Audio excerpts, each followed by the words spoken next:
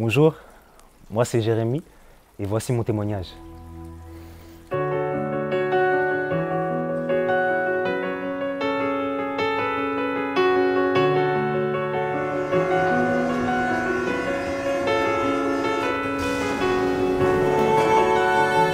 Donc je suis né à Aubervilliers, dans le 93, et c'est là que j'ai grandi jusqu'à mes 13 ans. Jusqu'à mes 13 ans, j'étais là. J'ai grandi pendant 3 ans avec mon père et ma mère.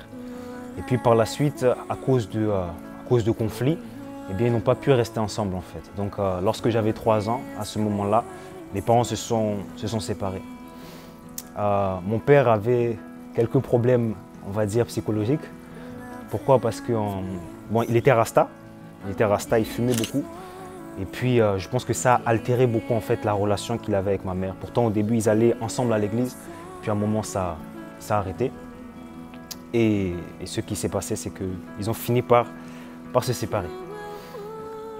Au début de ma jeunesse, je ne l'ai pas forcément senti. C'est plus lorsque j'ai commencé à avoir 10 ans, 11 ans, que j'avais besoin de repères en fait. J'avais besoin d'un père, de quelqu'un qui puisse me guider face à toutes les influences qu'il pouvait avoir autour de moi. Mais je n'en avais pas. Donc mes premiers repères ont été des artistes de rap. Donc ils avaient les oreilles percées, ils avaient des tatouages, donc c'était mes modèles. Je les suivais, donc à 11 ans, j'ai décidé de me faire percer l'oreille et de marcher comme eux, mes modèles. Ça faisait un moment que je n'avais pas vu mon père, et lorsque j'avais 11-12 ans, j'ai pu le revoir. Donc avant de le revoir, pour moi, c'était, même s'il m'avait entre guillemets abandonné, c'était quand même mon héros. Je me disais, je vais le voir, il va me prendre dans ses bras, et puis il va me dire que voilà, il est fier de me voir, etc. Donc je suis allé le voir, je me rappelle, c'était au McDo. Et puis je vais le voir, et puis il fait un câlin à ma soeur. Moi je le regarde, j'attends qu'il me dise quelque chose, et puis il voit ma boucle d'oreille. Et puis les premiers mots qui sortent de sa bouche, c'est « Jérémy, tu sais, il n'y a pas de gay chez moi. » Je l'ai regardé dans les yeux et j'ai commencé à avoir des larmes dans mon cœur. Des larmes qui même sortaient de mes yeux. Et une colère, une haine a commencé à aller à son encontre. J'ai commencé à le haïr et dans ma tête, je me rappelle, je me disais non, il faudra même que je change de nom. C'est pas possible en fait que cette chose se passe. Moi qui pensais que j'allais avoir du soutien, des choses comme cela, je n'ai pas pu l'avoir. Donc à partir de ce moment-là, j'ai commencé à être très rebelle à l'école.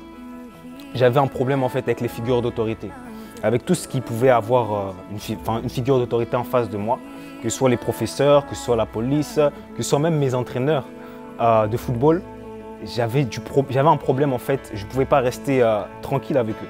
Donc à partir du moment où ils me donnaient des ordres ou quoi qu'est-ce, je leur montrais en fait que ce n'était pas possible. Donc avec ce comportement, vous pouvez bien comprendre qu'il aurait été difficile que je reste à l'école. Donc j'étais dans une école privée parce que ma mère voulait le meilleur pour moi et elle a toujours fait le meilleur.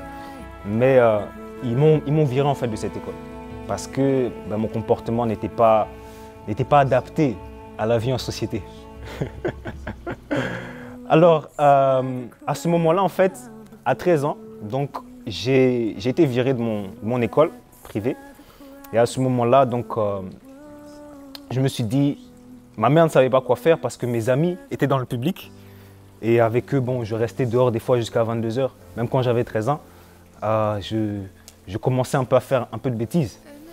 Et je ne savais pas quoi faire, ma mère ne savait pas quoi faire. Je m'étais enfermé dans ma chambre et j'écoutais du rap. Et là, une voix m'a parlé, m'a dit « Va voir ton père, va en Guyane ». Parce qu'il était retourné en Guyane suite à ses problèmes psychologiques, il était retourné chez ses parents. Il m'a dit, va le voir. Cette voix m'a dit, va le voir. Et j'avais la paix dans mon cœur, je sentais que c'était ce que je devais faire. Donc je suis allé voir ma mère et je lui ai dit que je voulais aller voir papa en fait. Elle m'a regardé, son cœur était disposé, même si souvent elle me disait qu'elle ne l'aimait plus vraiment. Mais son cœur était disposé quand même que j'allais le voir. Et elle m'a dit, parle-en à ton père. Je lui en ai parlé, il était disposé. C'est là que, par la suite, eh bien, je suis retourné en Guyane. Je suis allé en Guyane la première fois, le rencontrer. Je suis allé en Guyane, c'est là que j'ai pu le revoir.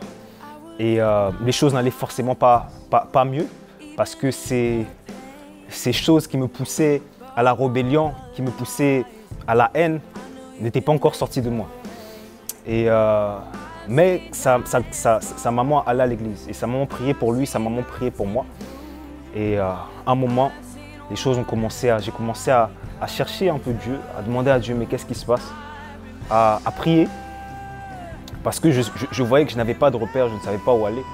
Et à mon jeune âge, je n'avais pas d'issue en fait. Je n'avais pas de perspective d'avenir. Pour moi, je me disais, si je meurs à 18 ans, c'est normal. C'est pas quelque chose, je n'avais pas de vision à long terme, on va dire.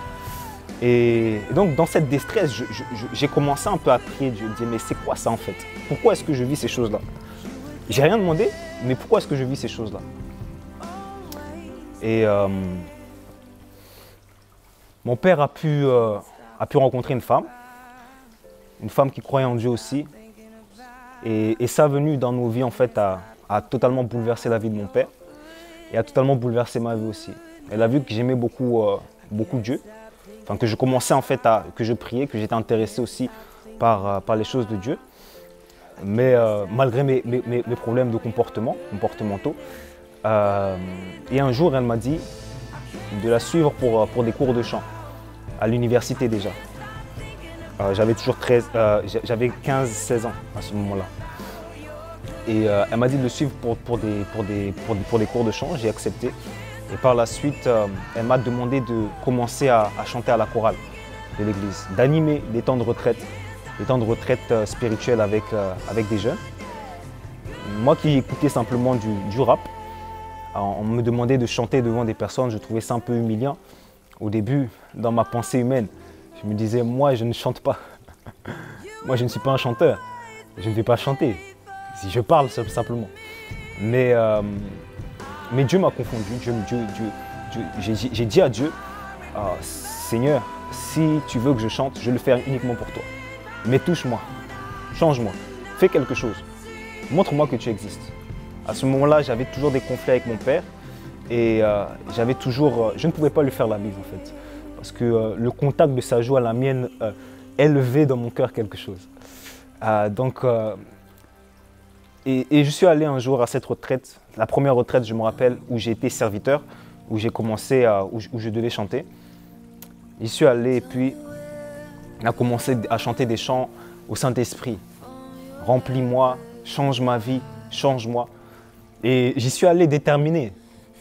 J'avais dit à Dieu, Seigneur, je viens, tu vois que je suis quelqu'un qui ne chante pas devant les gens, mais je le fais pour toi. Parce que je crois que tu peux faire quelque chose dans ma vie. Et à ce moment-là, comme j'étais déterminé, et je chantais de tout mon cœur. Et c'est là que j'ai commencé à pleurer d'une manière que je n'avais jamais pleuré dans ma vie. J'ai commencé, puis je ne comprenais pas, j'étais sur la scène et puis il y a des larmes qui commençaient à couler. Pourtant, même quand j'avais mal au cœur des fois, je faisais exprès de ne pas pleurer devant les gens. Et puis là, les larmes commençaient à couler, je ne pouvais même pas les contenir. Donc je suis sorti de cet endroit et je suis allé dans un endroit qu'on appelait la chambre de Jésus à cette époque. Et là, je me suis écroulé par terre pendant peut-être 10 minutes. Pendant 10 minutes, je pleurais. Mais je sentais une consolation dans mon cœur, je sentais une étreinte. Je sentais qu'il y avait quelque chose qui se passait. Et je pleurais.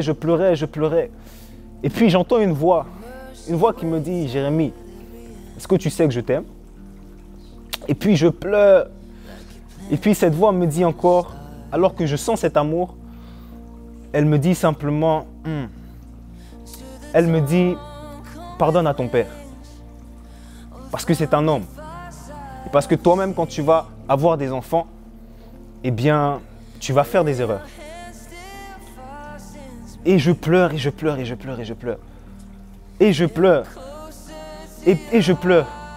Et puis je comprends en fait que cette voix que j'avais entendue lorsque j'avais 13 ans, dans ma chambre dans le 93, qui m'a dit d'aller en Guyane voir mon père, j'ai compris que cet ange qui était venu me voir ne me parlait pas uniquement de mon père physique, mais de celui qui m'a créé. Qui m'a créé avant même que mon père soit né. C'est lui, je pense que je sais maintenant, que je devais rencontrer en premier. que je devais rencontrer pour que mon cœur aille mieux, pour que ma vie soit différente et que je puisse avoir des nouvelles perspectives. Et donc voilà comment j'ai rencontré Dieu. Ma vie avant que j'ai rencontré Dieu, la rencontre que j'ai eue avec Dieu, et après cette rencontre, j'ai compris en fait que j'ai compris pourquoi j'étais sur cette terre. C'était pour glorifier ce nom, pour rendre témoignage à ce nom qui a changé ma vie, ce nom de Jésus, Jésus qui a payé le prix afin que je sois réconcilié avec le Père, avec mon vrai Père. Et parce que j'ai pu être réconcilié avec ce Père-là, avec celui qui m'a créé, avec ma source, et que je peux avoir maintenant son esprit qui habite en moi, maintenant, cette haine que j'avais contre mon Père, elle est partie. Cette incapacité en fait à lui faire la bise, elle est partie. Maintenant, que ce soit par rapport à mon travail, que ce soit par rapport à d'autres choses, on parle comme des amis. Et il peut me diriger aussi comme un père. D'ailleurs, maintenant même, je respecte les figures d'autorité. Aujourd'hui, j'accepte même de me soumettre à un homme que j'appelle mon père spirituel et que je considère comme mon père spirituel.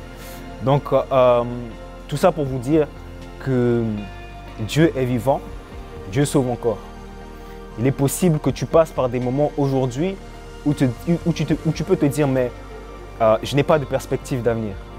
Où tu peux voir que dans ton cœur il y a des voix qui te parlent que tu ne veux pas suivre, mais tu n'as pas la force de ne pas les suivre. Il y a un nom qui a été élevé au-dessus de tout nom.